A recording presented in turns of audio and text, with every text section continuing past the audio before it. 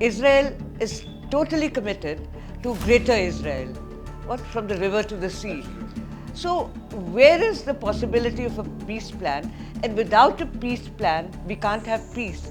Trump का piece plan है, उसमें टू स्टेट सोल्यूशन का कोई जिक्र नहीं है और न तो वन स्टेट सोल्यूशन का कोई जिक्र है। एक जगह वहाँ लिखा है सेल्फ डिटर्मिनेशन, लेकिन इन दो शब्दों के अलावा कि वहाँ जानबूझ के ह्यूमैनिटेरियन असिस्टेंस बंद कर दिया, स्टारवेशन उन्होंने जानबूझ के किया, और जब लोग खड़े थे लाइन में उनके ऊपर फायरिंग की। गांधी जी ने खास ये कहा कि जैसा कि इंग्लैंड अंग्रेज़ों का देश है और फ्रांस फ्रांसीसियों का देश है, उसी लिहाज से और उसी आधार पर फिलिस्तीन जो है वो एक अरब देश है। Ally with the Arabs, fight for your freedom and build a state that is a secular state that keeps all communities together. That is the basis. It has nothing to do with the Indian Muslim community, and if anyone says that, they are totally and seriously misinformed. नमस्कार, आपका स्वागत है हमारे programme में। Programme का नाम है मणि की बात सुनीत के साथ। मैं हूँ मणि और मेरी पत्नी है सुनीत। आज का विषय है गाज़ा, और इस पर चर्चा करने के लिए हमने आमंत्रित किया है तलमीज़ साहिब को, तलमीज़ अहमद को, जो हमारे पुराने दिन के अज़ीज़ हैं। अज़ीज़ हमारे भी हैं, हर दिल अज़ीज़ है। और जहाँ तक कि पश्चिम एशिया और ख़ास तौर पर फ़िलिस्तीन का सवाल है, वो समझे जाते हैं कि भारत के सबसे बड़े विशेषज्ञ हैं। तो चलिए देखें आज की मणि की बात सुनीत के साथ। और मनी, आपने ये नहीं बताया कि इन्होंने कितने साल उस इलाके में गुजारे हैं जब ये फॉरेन सर्विस में थे। पहले तो कुवैत में रहे, इंडियन एम्बेसी में, फिर बगदाद, उसके बाद आप यमन गए। वहाँ कितने साल? 1.5 साल। और फिर जद्दा। और फिर उसके बाद जद्दे के बाद मैं गया था लंदन, साउथ अफ्रीका। फिर मैं विदेश मंत्रालय में मेरी जिम्मेदारी थी जॉइंट सेक्रेटरी गल्फ एंड हज। And then you were in फिर उसके बाद मैं the Emirates, सऊदी अरेबिया। उसके बाद मैं गया ओमान एम्बेसडर की हैसियत से, और 2 बार रहे हैं सऊदी अरेबिया में हमारे सफीर के लिहाज से। So you're the right person to answer our questions. I'll do my best, man.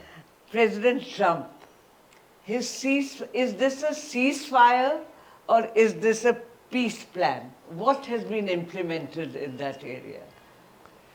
It is certainly not a peace plan. It has got, what it contains is only one specific piece of action, and that is the release of hostages from the Hamas side and the release of Palestinian prisoners from the Israeli side. This is one concrete piece of action, which is what Netanyahu desperately needed. He has shown near total absence of any interest in the hostages. But the domestic pressures upon him recently, for those who are still alive, had now mounted quite a lot. And he just desperately wanted them back. There are about 20 of them, and that's what he focused on now. For the rest, the document is a series of statements. You could call them principles. There is no timeline put in there. There is no specific action points that Israel has to complete before we go to the next stage. And therefore, I am a skeptic.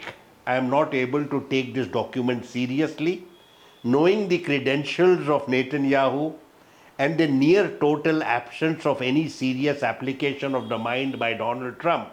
I am not even sure that he has the capacity to actually see through his own paper over the coming months. और आपने इसका जिक्र नहीं किया कि जनवरी महीने में ऐसा ही अमेरिकनों के द्वारा एक सीज फायर तय किया गया था, लेकिन 2 महीने के अंदर इज़राइल ने यूनिलैटरली उस योजना को का खंडन किया और उससे वो निकले। आपने बिल्कुल सही बात कही। जनवरी में इस तरह के एक वो सीज फायर ही नहीं था, वो एक 3 पॉइंट पीस प्लान था और वो बिल्कुल डिटेल्ड था। और वो उनके जो ख़ास नुमाइंदे हैं विटकॉफ, उन्होंने नेगोशिएट किया था और नेतन्याहू ने साइन किया था और उन्होंने 2 महीने के बाद उसको बिल्कुल रद्द कर दिया।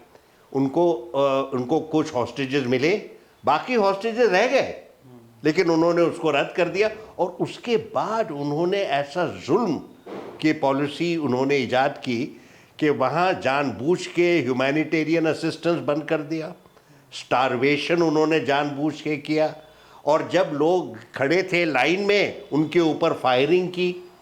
तो सबसे भयानक इनकी जो पॉलिसीज थी इजराइल की, वो उस टाइम हमने देखना शुरू किए। मेन मसला ये है कि आगे जाके होगा क्या, ये गाज़ा में किसकी हुकूमत चलेगी? Do the Palestinians, the residents of Gaza, have any say in the matter? देखिए, अगर आप ये आप डॉक्यूमेंट देखें तो उसमें 4 या 5 अहम मुद्दे हैं जिसकी तरफ हमको देखना चाहिए। सबसे पहला मुद्दा है डिसआर्मामेंट ऑफ द हमास को अपने सारे हथियार सरेंडर करने हैं। दूसरा है इजराइल फिर विड्रॉ करेगी इजरायली फोर्सेस। उसमें कोई टाइमलाइन नहीं है, वो क्या चाहते हैं विड्रॉल के पहले। वो कहते हैं कि हम पूरी तरह से वहाँ अमन चाहते हैं, जो उनके सारे फैसिलिटीज़ हैं हम उनको तोड़ना चाहते हैं, टनल्स वगैरह। ये बिल्कुल ओपन एंडेड है। ये है second part disarm. Third part है एक इंटरनेशनल स्टेबलाइजेशन फोर्स आना है वहाँ पे। अभी तक किसी देश ने ऐलान नहीं किया कि हम उसमें शामिल होंगे, क्योंकि सबको मालूम है कि वहाँ कितना अत्याचार, कितना जुल्म हुआ है इजराइल की तरफ से। कौन वहाँ घुसना चाहेगा?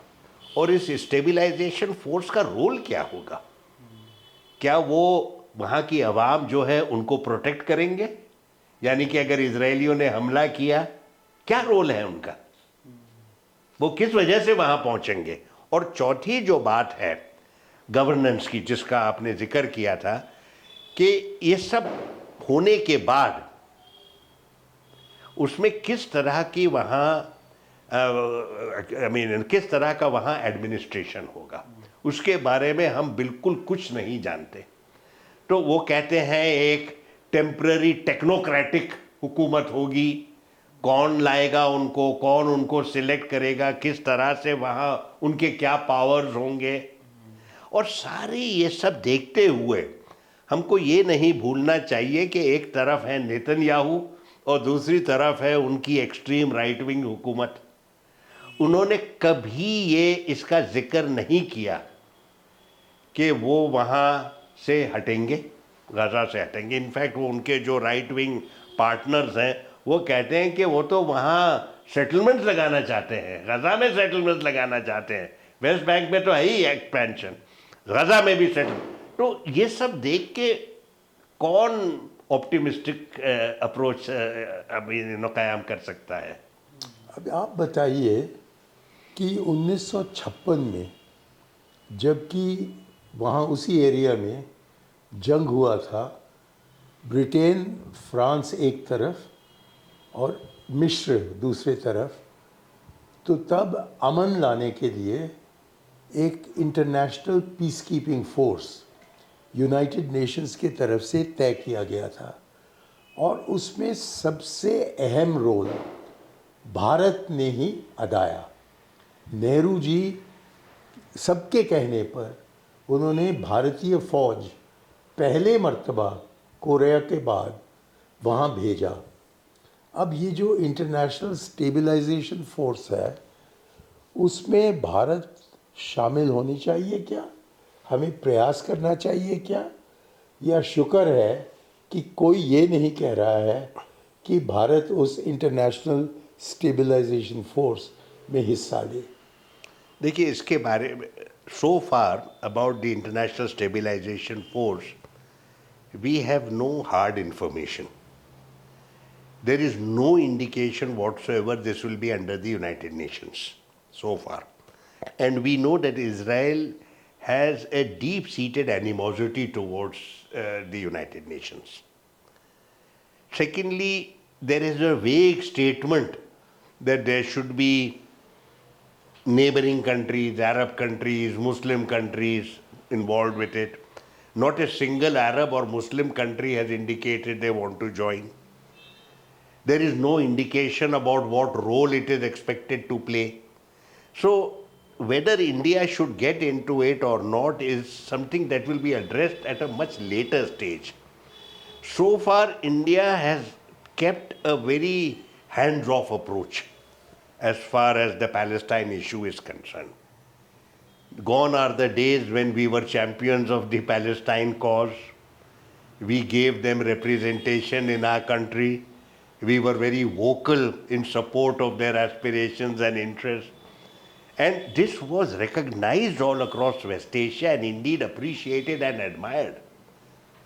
Given that background, the state of affairs at present it is a matter of deep anguish for many of us. And for them? And for the people of Palestine, certainly. It has also diminished our stature in West Asia. Let us be very clear and objective about that. What policy is India pursuing? You cannot even use the word policy because that word indicates that there is some application of the mind, that we have thought about about balancing pluses and minuses, looking at the national interest, looking at the interests of the people concerned. The kind of approach we have had over the last 10 years or so, and it is very often said that there is a certain affinity between the ideology of Hindutva and the ideology of Zionism. With deep respect, I must say that anyone who says that has no knowledge of either Hindutva or Zionism. हाँ. Let us be very objective in that regard. लेकिन ये बताइए इसी सिलसिले में कि भारत के प्रधानमंत्री और कोई खास मंत्री शर्म शेख नहीं गया जबकि ये ट्रंप प्लान पर हस्ताक्षर लगाए गए अन्य ममालिक के तरफ से। तो ये क्या जताता है कि हम अलग हो रहे हैं कि हम डरे हुए हैं कि हम वहाँ पहुँच गए तो होगा क्या? What I have understood about India's approach to foreign affairs in general and the Gaza war in particular is that the importance that India should give to foreign policy is simply not there on our agenda. Most serious countries, most countries that have a view and an aspiration regarding their place in world affairs balance domestic interests and foreign interests. And indeed, one reinforces the other. That has now withered away, it seems to me. Why? We have overwhelmingly prioritized domestic interests and concerns of the ruling party well over issues relating to national interest. हाँ, लेकिन आपने अभी कहा domestic interest, इस शब्द का क्या मायना है कि भारत के जो इंटरेस्ट हैं और पार्टी जो आज के दिन शासन में बैठा है, इन दोनों में कोई अंतर है क्या? Is the domestic interest different from the party and for the nation? The domestic interests that I am referring to are the interests shaped and prioritized by the ruling party. It need not be so. After all, you had a BJP government in under Mr. Atal Bihari Vajpayee. That was a different A era. very active government. And it was a BJP government. It had an RSS orientation. It had a certain ideology, quote unquote. Yes. But yet very active in foreign affairs.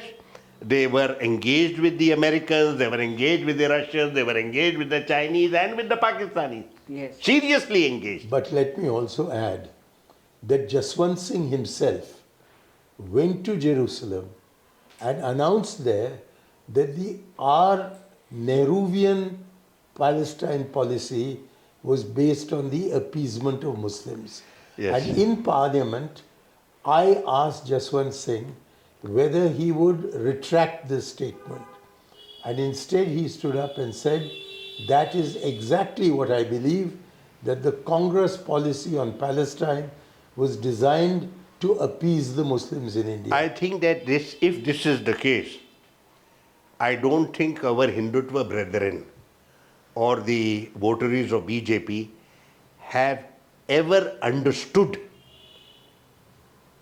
the framework and the content which determined the approach of our freedom movement and its leaders on the Palestine issue. And it is very clear, Mahatma Gandhi had deep sympathy for Jews, but he criticized them for being lackeys of imperialism. Nehru and Gandhiji viewed the whole issue of Zionism and the demand for Israel through the lens of settler colonialism, as lackeys of imperialism rather than part of the freedom struggle. And what Gandhiji pleaded with the Jews who came to see him from time to time and said, ally with the Arabs, fight for your freedom and build a state that is a secular state that keeps all communities together. That is the basis. It has nothing to do with the Indian Muslim community, and if anyone says that, they're totally and seriously misinformed. Gandhi ji ने खास ये कहा कि जैसा कि England अंग्रेज़ों का देश है और फ्रांसीसियों का देश है, उसी लिहाज से और उसी आधार पर फिलिस्तीन जो है वो एक अरब देश है. But Mani, now we are straying from our topic of President Trump and the current situation in the Middle East. How can there be a peace plan when A, nobody is talking about it? Secondly, Israel is totally committed to greater Israel. What? From the river to the sea. Absolutely right. So, where is the possibility of a peace plan? And without a peace plan, we can't have peace. And without peace, will we not have these bomb blasts and this horrible situation where so many thousands of little children are killed? Let me clarify matters very clearly and plainly. You have two people there. In that land, the territory, from the Jordan to the Mediterranean, you have two people. If you were to count the Jews and the non-Jews, you would find that if you take into account the West Bank and Gaza and East Jerusalem, the occupied territories, and the non-Jewish population who are citizens of Israel, the number of Arabs as compared to those of Jews is more. Arabs are about 7 million and the Jews are about 6 million. Two people are staring at you. The Jews have, the right wing in Israel have said that the Old Testament sanctions enslavement, exile, or extermination for the non-Jewish people. They've tried all three. Yes. The last has been right in front of our eyes. That is genocide. And I tell my Jewish brethren, you can never gain what you want through genocide. Look at your own example. Hitler killed 6 million Jews in 6 years, and within 3 years the state of Israel was proclaimed after the war. You cannot gain through that. Therefore, you have two people. You can either make two states side by side, or you can have, as Gandhi ji had asked for, one state, a secular state, where everyone can practice his or her faith in a united state. What you call it, Israel or Palestine, doesn't bother me anymore. You can either have a one-state solution or you can have a two-state solution. But unless you have that as part of your vision, you can never have a peace process or peace. ये जो Trump का piece plan है उसमें to state solution का कोई जिक्र नहीं है और न तो वन स्टेट सोल्यूशन का कोई जिक्र है। एक जगह वहाँ लिखा है सेल्फ डिटर्मिनेशन, लेकिन इन दो शब्दों के अलावा कोई इंडिकेशन ही नहीं है कि आगे लक्ष्य क्या है और कहाँ तक पहुँचे हैं। और इस बीच में एक अनोखी चीज़ है कि ट्रंप का जो योजना है वो तो न अंतर्राष्ट्रीय कानून पर आधारित है, न तो यूनाइटेड नेशंस सिक्योरिटी काउंसिल के रेजोल्यूशंस के आधार पर है, न तो वो इंटरनेशनल कोर्ट के जो फैसले हैं उस पर आधारित है। तो इसका क्या मायना बनता है? The message from Sharm el-Sheikh is very clear. This is an ego trip for Donald Trump. He has a vision of himself as a great statesman, a peacemaker, a deal maker, practically a genius. And he loves popular adulation. So this vision and this image of this great man sitting there, surrounded by these people, these great leaders of different parts of the world, saying, what a great man in our midst. It's a delusional approach.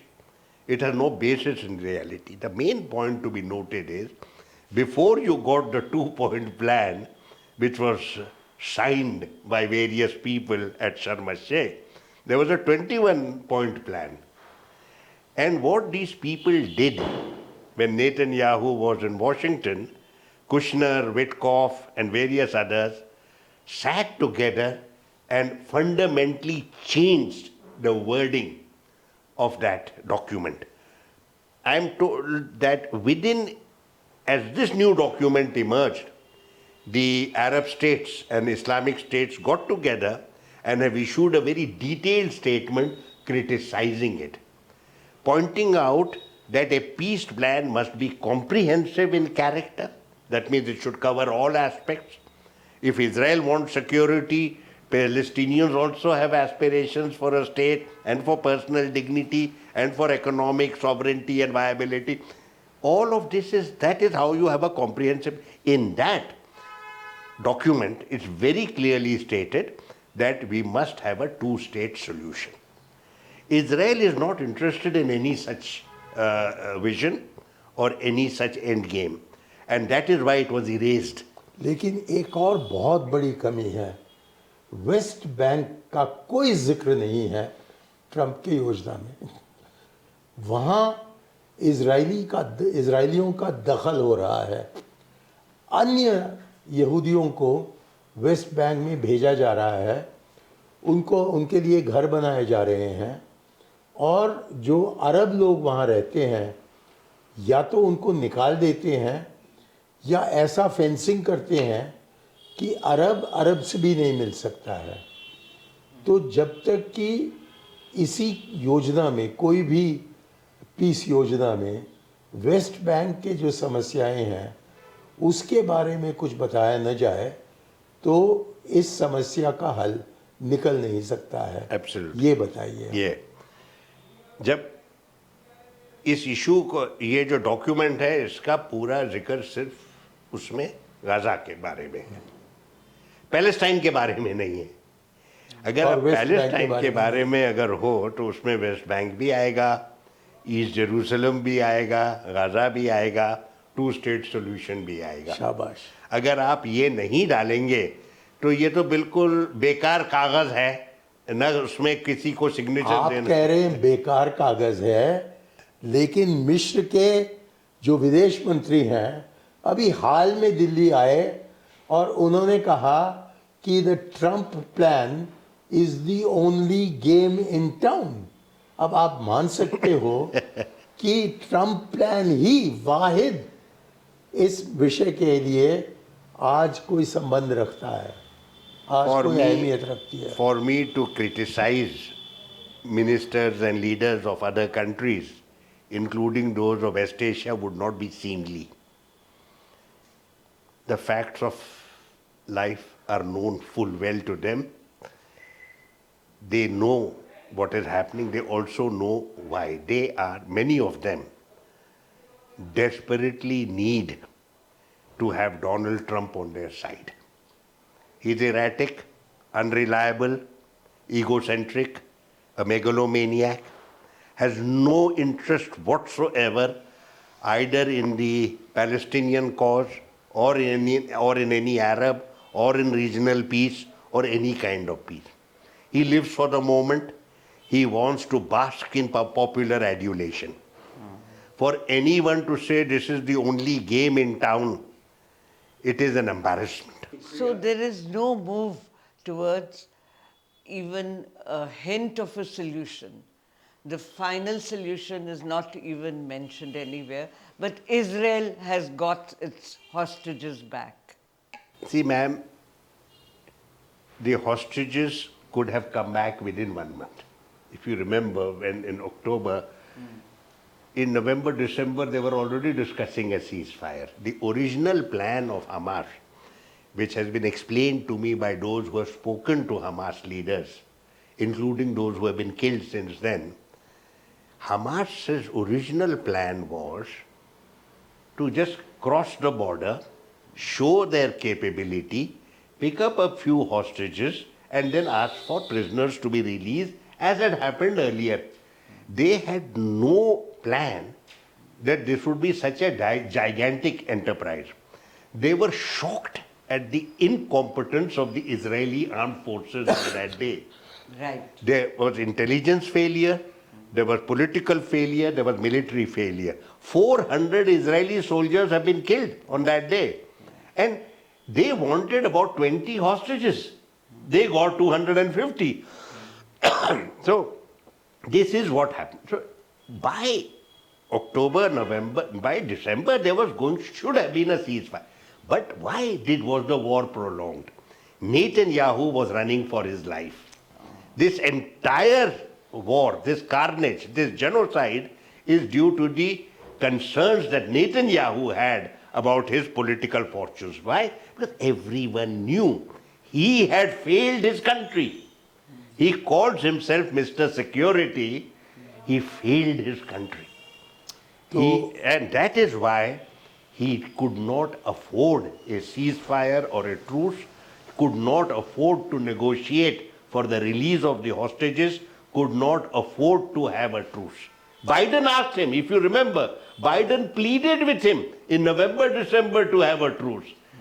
Gave many occasions for him. Every time there was some killing or something, Biden would say, you can now call it, take the win. I remember Biden's word. And he didn't want to take the win because there was no win in it for him. That is why we have continued in this way. And if there is a change, to answer your question, looking back, as far as Israel-Palestine issues are concerned, at the end of the day, this will be just one more horrendous episode in these encounters. One more. तो ये कहकर हमारा समय ख़त्म हो रहा है। मैं तलमीज़ भाई को शुक्रिया अदा करता हूँ कि आपने बहुत ही रोशनी डाली है इन विषयों पर और सुनीत और मेरे सवालों का बहुत ही सुंदर जवाब दिया है। अब हम जानते हैं कि ये बस एक और व्याख्या है और जो विषय है, मूल विषय कि फ़िलिस्तीनियों का क्या होगा भविष्य में वो उनके हाथ से छीना जा रहा है, लेकिन वो छीनने को जगह नहीं देंगे। और कि ये कहना कि हमास ख़त्म हो गया है, नहीं हुआ है, कि फ़िलिस्तीनियों को हम निकाल देंगे, ये भी असंभव है। और कि अमेरिका जो भी करना चाहे वो करे, उनको वो नोबेल प्राइज़ उनको तब तक नहीं मिलेगा जब तक कि एक ऐसा योजना बनाए जिसमें कि सारे बिंदु जो है वो सब शामिल हों। जी, तो आपका धन्यवाद। Thank you. और नमस्कार हमारे दर्शकों को।